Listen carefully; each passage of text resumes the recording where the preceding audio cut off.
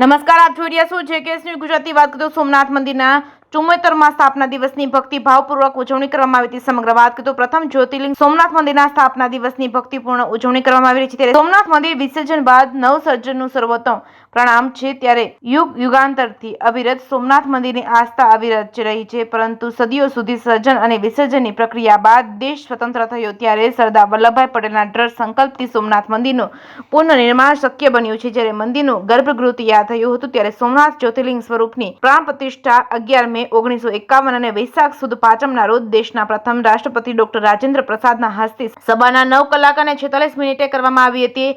આજે આ મહાક્ષણને 74 વર્ષ પૂર્ણ થયા છે. તેને લઈને વિશ્વમાં કરોડો ભક્તોના આસ્થાનું કેન્દ્ર સૌરાષ્ટ્રના રત્નાકર સમુદ્ર તટ પર બિરાજમાન આદિ જ્યોતિર્લિંગ સોમનાથ મહાદેવ મંદિરનો આજે પ્રાણ પ્રતિષ્ઠા દિવસ છે. ત્યારે તે મંદિરની પ્રાણ પ્રતિષ્ઠા સમયે પ્રત્યક્ષ દર્શનાર્થીઓ અનુસાર તત્કાલીન રાષ્ટ્રપતિએ શિવલિંગના તળભાગે રાખેલી સુવર્ણ શલાકા ખસેડી શિવલિંગ સ્થાપિત કરી પ્રાણ પ્રતિષ્ઠા કરવામાં આવી છે. 108 તીર્થ સ્થાનોના અને 7 સમુદ્રના જળ લાવી સોમનાથ મહાદેવનો અભિષેક કરવામાં આવ્યો હતો અને ધન્ય પડેને 101 તપોની સલામી આપવામાં આવી હતી. જેકેએસ ન્યૂઝ ગુજરાતી સાથે મહેશ વાજા, સોમનાથ.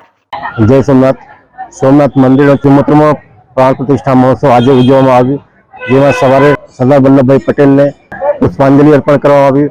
ત્યારબાદ ધ્વજા પૂજા કરવામાં આવી અને 9:46 મહાપૂજા કરવામાં આવી.